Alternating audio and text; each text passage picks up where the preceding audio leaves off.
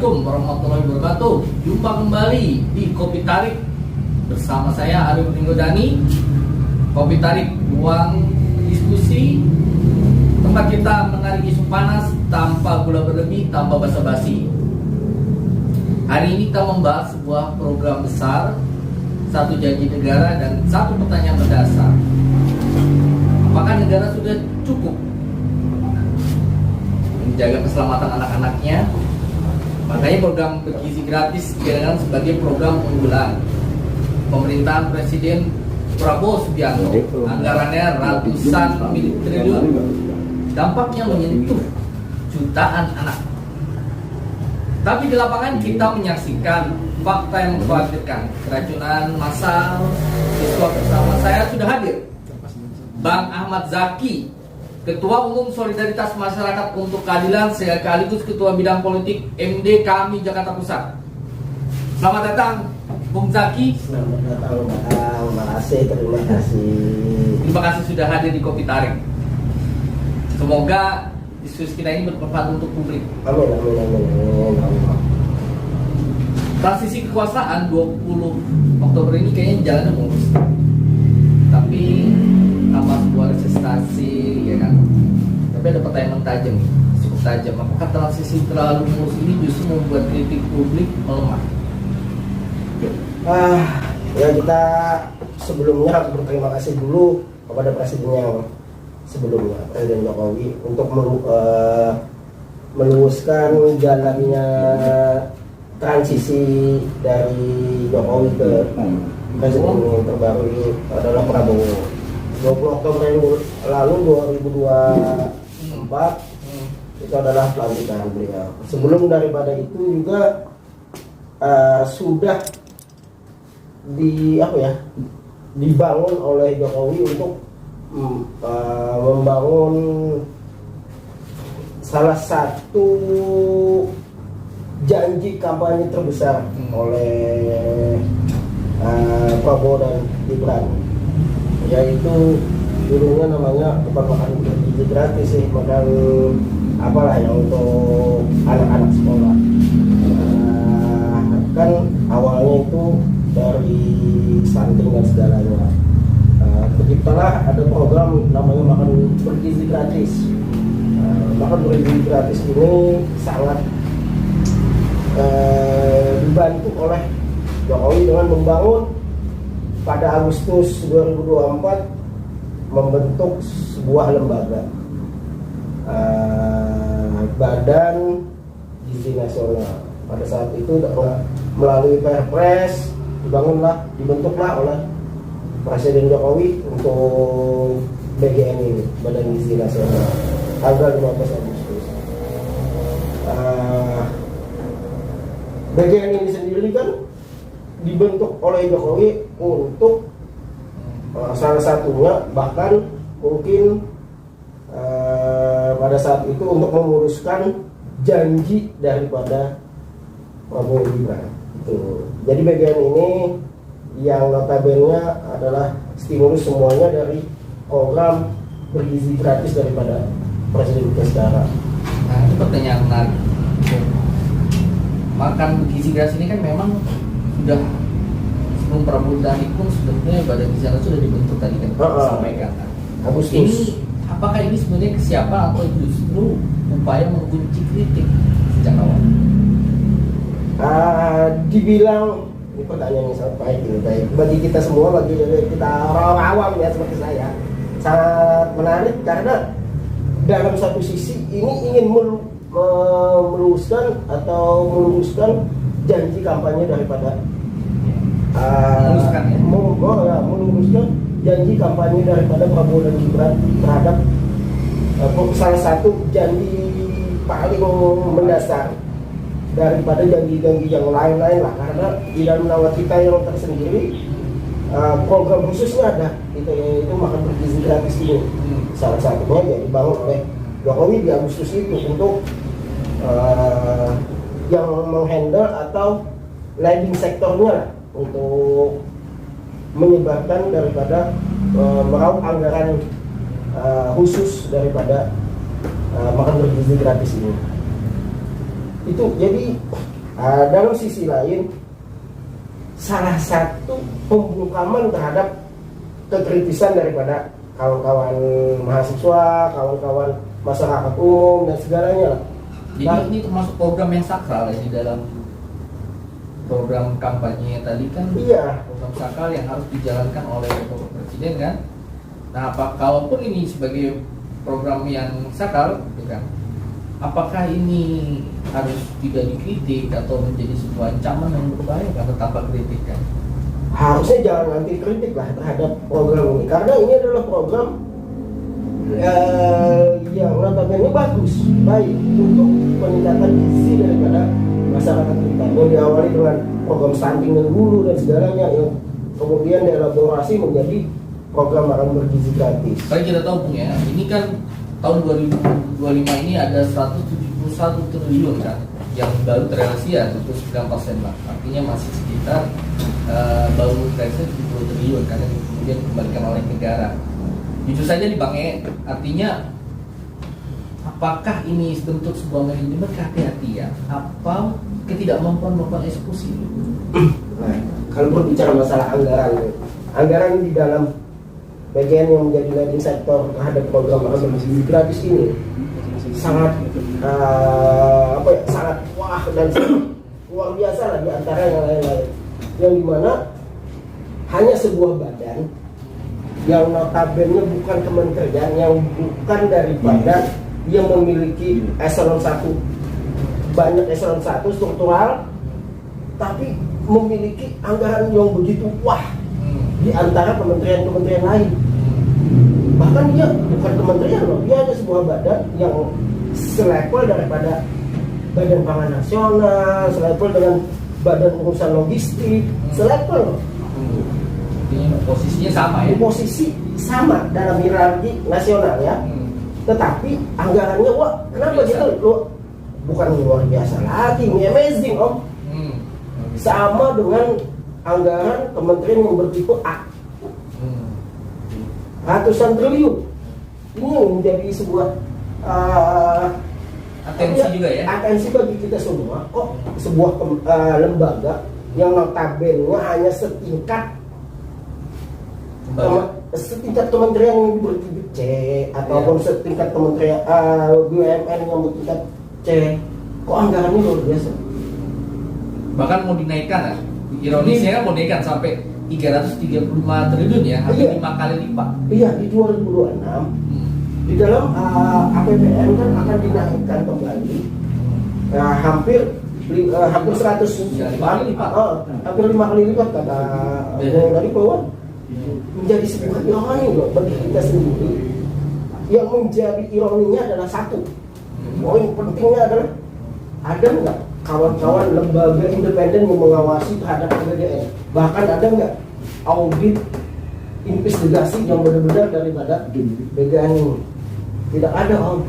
Ini yang menjadi sebuah ironi banget bagi sebuah lembaga instansi negara dengan anggaran yang begitu besar. Iya, dengan memakan anggaran yang begitu besar tanpa dilengkapi oleh infrastruktur tadi seperti audit dan sebagainya. Itu untuk lembaga yang di internal independen, kita nggak tahu yang di dalam internalnya ya om. Risikonya apa itu? Banyak om. Kalau berbicara risiko ya resistensi sih ini kita berbicara ini, karena anggaran ini kan anggaran duit rakyat om. Dengan duit rakyat yang triliunan. Ada nggak sampai dengan ini kan kita bulan akhir tahun daripada 2025, ada nggak pernah kita mendengar audit yang dilakukan oleh lembaga-lembaga terkait? Padahal ini duit negara, duit rakyat yang dikelola oleh sebuah lembaga. Apakah dengan uang besar yang tanpa dilengkapi dengan sistem tadi justru akan mempercepat pembangunan negara? Menurut saya sangat percepat loh. Dimana di dalam 2025 ini aja anggaran itu sudah ratusan triliun. Bahkan informasi yang dikatakan oleh Kepala BGN pada bulan Agustus tadi mau membalikan anggaran dari 171 triliun yang pertambahan itu 179 triliun mereka ingin membalikan 70 triliun. Iya. Karena begini, di dalam itu kan harus ada serapan anggaran. Kok di dalam 2026 ditambah anggaran? Kalau kementerian-kementerian atau lembaga-lembaga terkait, kalau tanpa serapan yang habis, pasti akan dituruni oleh Kementerian Keuangan. ini malah dinaikkan kalau Ini malah dinaikkan menjadi sebuah pertanyaan bagi kita, bagi masyarakat umum. Ini bukan kita apa-apa ya, kita secara awam aja berpikir, kok serapan anggaran sekian persen tahun berikutnya, tahun berjalan berikutnya ditambah berkali-kali lipat. Ada apa ini sebenarnya? Nah, ini yang menjadi menarik ya. Ini kita baru bicara tentang sebuah anggaran. Sebuah anggaran, belum lagi sistemnya, Om. Nah, sekarang kita masuk kepada isu yang paling serius nih, yang mengenai tentang keracunan massal siswa, dan ini bukan 1-2 kasus saja yang sudah terjadi. Nah, menurut Bung, apakah negara cukup jujur mengakui kejahatan ini? Tidak, sangat tidak. Seharusnya, menurut saya pribadi ya, dengan hasil-hasil penelitian kawan-kawan di lapangan juga bahwa menyatakan hal ini sangat tidak wajar. Seharusnya pemerintah mengambil sikap terhadap kasus ini. Ini bukan cuma 1-2 kasus yang terjadi. Ini menjadikan anak bangsa kita sebuah keracunan massal gitu. Apakah seperti ini terus diinginkan? Apakah MBG ini sebuah simbol politik besar? Tapi kan tidak boleh menjadikan sebuah anak sebagai ruang uji coba sebenarnya. Ya, kita flashback tadi bahwa ini adalah sebuah janji akbar, janji Kampanye akbar, ya? akbar. Kita konteksnya adalah konsepnya akbar, janji akbar. Artinya janji besar dari seorang Prabowo Subianto dan Gibran Rakabuming untuk merealisasikan bahkan mengimplementasikan apa yang diinginkan mereka. Apa yang terjadi kepada Presiden Prabowo jika tidak mengambil langkah tegas tadi? Dan apa resikonya menurut Anda? Wah, kalau berbicara hal seperti ini nih, saya kira terhadap presiden wakil presiden sendiri ya, karena apa ya, implementasi MBG ini tidak disertai merta penelitian di awal. Seharusnya ada studi kasus atau studi investigasi ataupun studi hasil untuk bagaimana menyelenggarakan MBG yang baik dan terarah di lapangan. Karena kan ini program makan bergizi gratis ini banyak diberikan kepada anak-anak SD, SMP yang notabene itu adalah remaja, anak-anak dan remaja. Untuk apa? Ini untuk generasi emas ke depan kan, dikhususkan untuk generasi emas ke depan yang kata banyak orang adalah generasi emas di 2045. Tapi kan ini harus sesuai dengan sistem mekanisme yang ada lah. Minimal kalau terjadi sebuah musibah, anggap jadi tentang keracunan, kan? Keracunan bahkan ada terjadi sampai sakit ya. Sampai ke rumah sakit, Om. Banyak, enggak cuma 1-2 tadi kata abang tadi bahwa terjadinya keracunan ini kan berkat apa? Ada sesuatu hal yang salah di dalam mitra kerja SPPG-nya tersebut. Menyangkut pada korban-korban yang terjadi selama ini, korban-korban MBG, ya kan? Menurut Bung Jaki ini, apakah sudah dilakukan pemerintah sudah baik penanganannya? Apakah masih ada simpang siur dalam pengendaliannya tadi gitu? Karena kan banyak juga yang istilahnya tuh pemerintah daerahnya merasa tidak bertanggung jawab karena bagi dia ini anggaran tidak melalui mereka gitu. Gini Bang, untuk penanganannya sampai saat ini sangat kurang. Kita berbicara masalah kena korban. Bahkan korban itu sendiri ada yang sakit beberapa hari di rumah sakit dan segalanya. Itu kan hanya sekali doang. ditemuin, dibesuk. Seharusnya ada sistem yang benar-benar terhadap kawan anak-anak kita yang terkena musibah ini. Apakah secara waktu di launch ini aturannya sudah jelas gitu? Oke. Bahwa penanganan ketika terjadi suatu masalah besar tadi sudah ada SOP-nya atau itu? Inilah yang kenapa jadi saya katakan sentimental banget terhadap program ini. Tahu karena ketidakadaan studi-studi di awal.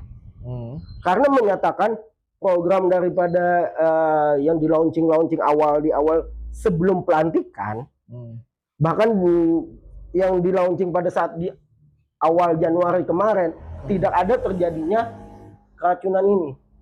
Itulah tidak ada diantisipasi di awal. Seharusnya di dalam sistem pembagian SPPG ataupun pembagian titik untuk wilayah dapur-dapur MBG ini harus ada SOP mengenai penanganan kondisi darurat tadi. Kondisi darurat yang terjadi kita nggak tahu, Bang. Iya. Apapun kondisinya.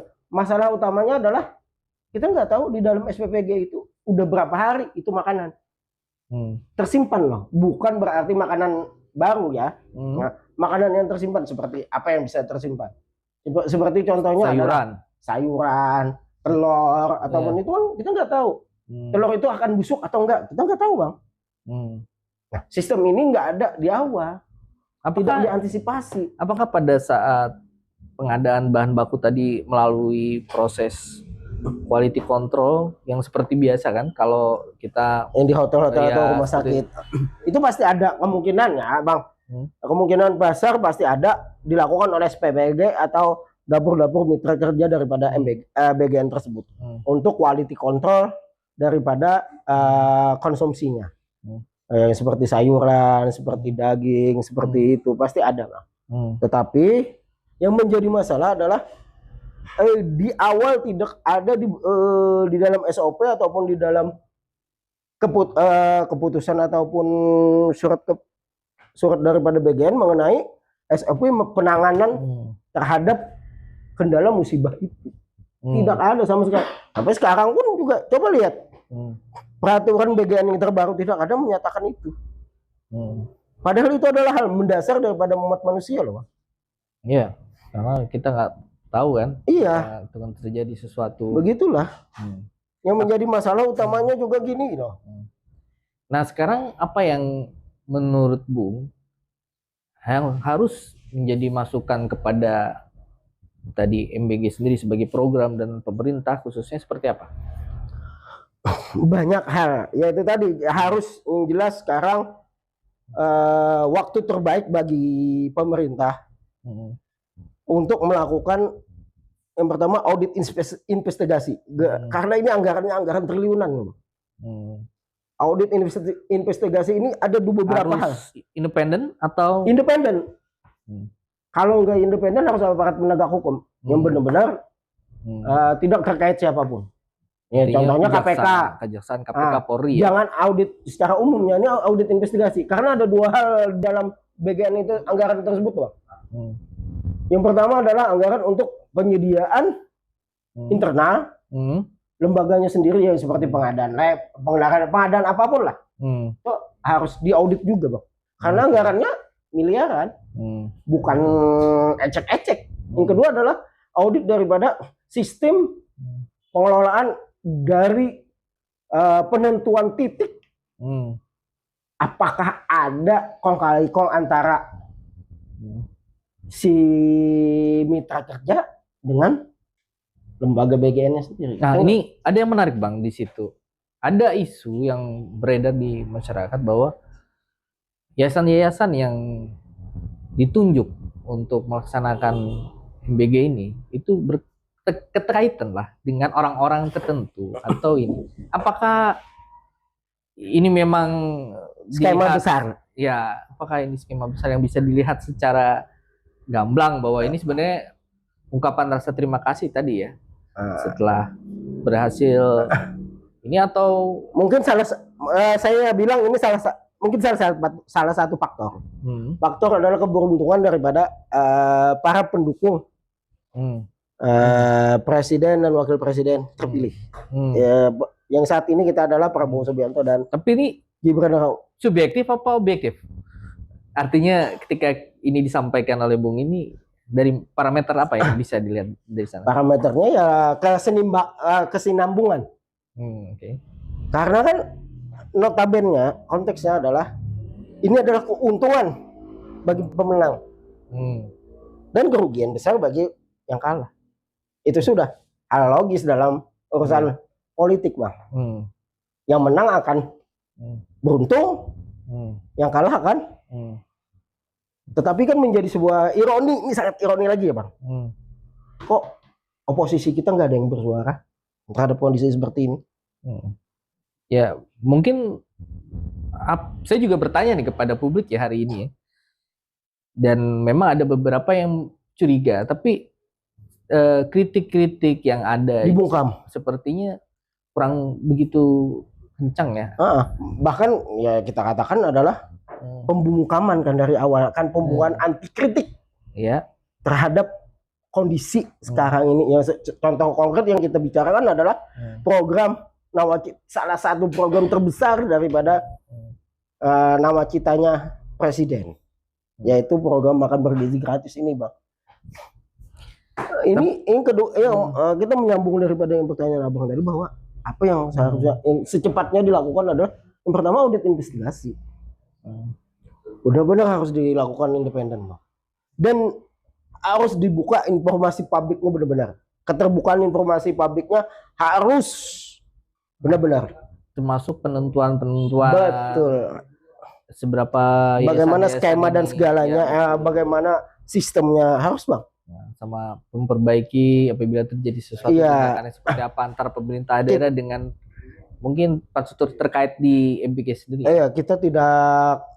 Kita menyatakan bahwa program ini baik, sangat baik untuk meningkatkan gizi daripada anak-anak. Tapi disayangkan ada beberapa hal yang tidak sesuai dengan skema ataupun dioperasional di dalam lapangan. Yang kedua adalah yang saya sayangkan adalah pada saat momen ini kan kita tidak berbicara hanya dalam program makan bergizi gratis ini, tetapi harus ada kita sinkronisasi terhadap kondisi sekarang yang dimana kita memiliki terkena berapa dampak bencana lah, Bang. Nah, kenapa kalau tidak bisa dilakukan program makan bergizi gratis di sana, kenapa tidak dialihkan anggaran itu ke situ? Itu juga yang harus kita pikirkan, karena kan itu sudah terpotong beberapa anggaran. Kalau hanya berbicara masalah serapan anggaran yang diinginkan oleh lembaga Badan Gizi Nasional ini, kalau hanya seperti itu, ini kan kita berbicara hanya serapan anggaran. Yang katanya di Agustus kemarin adalah 70 triliun dikembalikan kepada negara melalui Kementerian Keuangan. Apakah itu benar juga atau enggak tahu kita.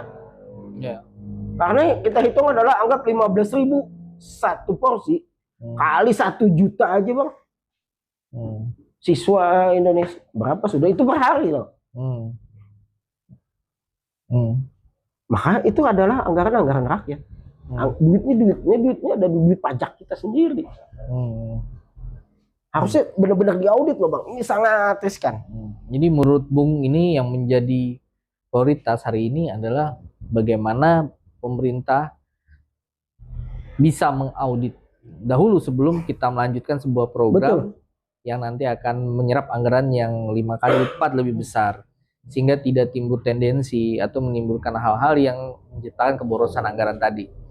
Nah, baik Bung Jaki. Yang kedua ada, Bang, belum, Bang. Ada satu lagi.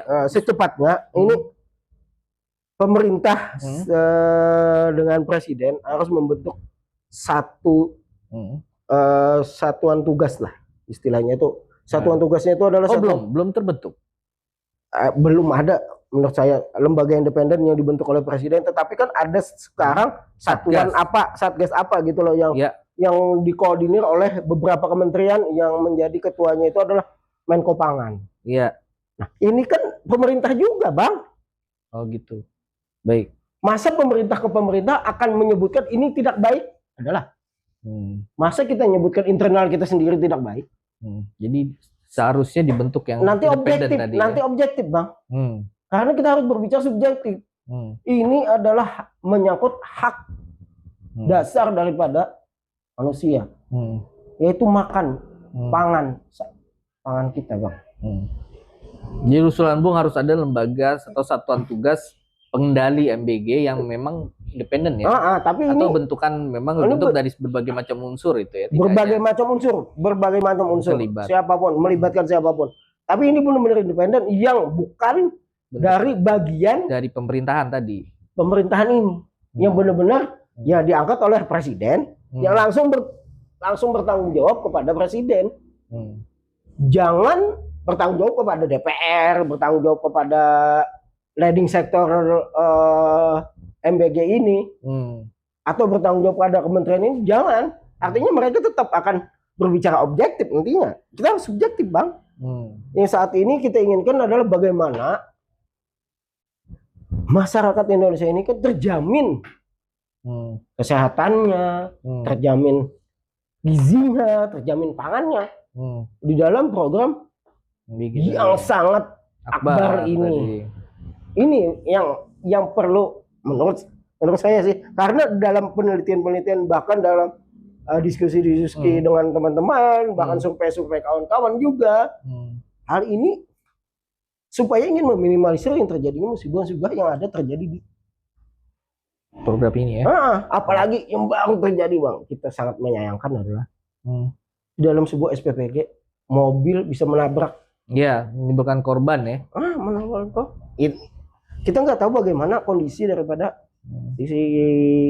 artinya bagaimana bisa begitu masuk seperti itu, dan kelayakan artinya kelayakan dan kepatutannya kan kita belum tahu, Bang.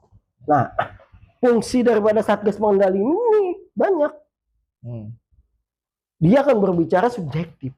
Bahkan mungkin apa wewenang ini dia bisa mempidanakan. Tidak mungkin, Bang, karena kan dia Satgas ini berfungsi hanya sebagai memberi rekomendasi, memberi evaluasi bagi ini yang bisa dilakukan oleh pemerintah ataupun nanti yang akan terjadi dilakukan oleh BGN itu sendiri.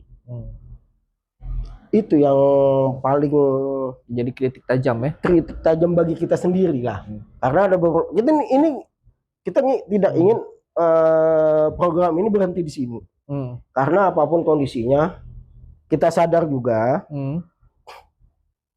program ini meningkatkan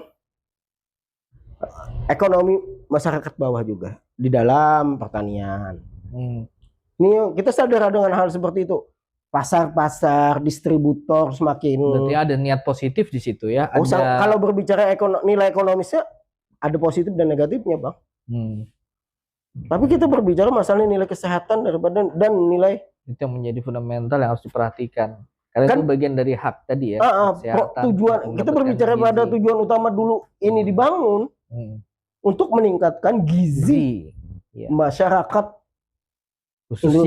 khususnya pada anak-anak sekolah, ibu menyusui dan ibu hamil.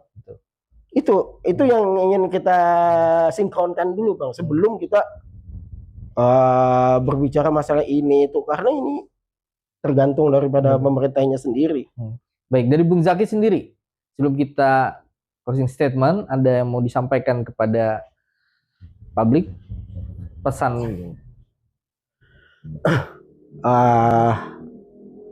program MBG ini menurut saya sendiri ya dan kawan-kawan, bahwa program ini baik karena ingin meningkatkan gizi, meningkatkan kesehatan bagi masyarakat Indonesia sendiri. Tapi menjadi sebuah hal mendasar, yaitu adalah harus adanya dulu ini moratorium SPPG secepatnya untuk evaluasi total daripada mekanisme dan sistem penyaluran distribusi ke sekolah-sekolah tersebut.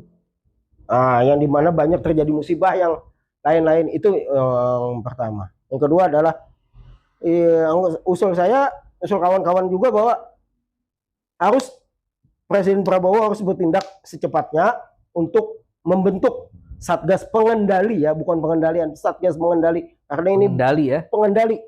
Karena ini kan berbicara masalah nantinya ujungnya kepada evaluasi itu sendiri, hasil daripada itu sendiri. Dengan unsur-unsur yang profesional, dengan unsur masyarakat, tokoh masyarakat ini. Karena jangan sampai Satgas Pengendali ini di orang-orang pemerintah lagi yang masuk. Itu aja. Ini menjadi Satgas Pengendali ini adalah independen. Begitu, Bang. Yang melibatkan berbagai unsur, tidak hanya pemerintah yang masih saat ini yang hanya betul. kontrolnya. Yang ketiga adalah secepatnya ini buat bentuk audit investigasi sebelum terjadi hal-hal yang tidak diinginkan oleh semua orang. Kita nauzubillah menjalik lah untuk hal seperti tersebut. Jadi harus ada secepatnya audit investigasi oleh aparat penegak hukum. Itu, Bang. Ya.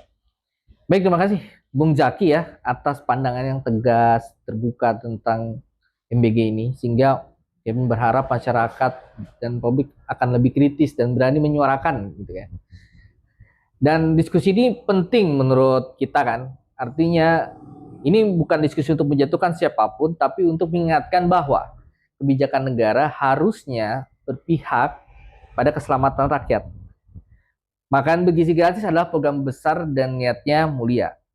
Tapi niat baik tadi tanpa kelola yang matang bisa berubah menjadi petaka, betul gitu ya. Nah, di Kopi Tarik ini kami percaya kritik bukan bentuk perlawanan terhadap negara, tapi bentuk kepedulian pada masa depan bangsa. Saya Aryo Bringendani pamit. Sampai jumpa esok di episode Kopi Tarik selanjutnya. Wassalamualaikum warahmatullahi wabarakatuh. Terima kasih Bung Zaki. Terima kasih banyak, Bang.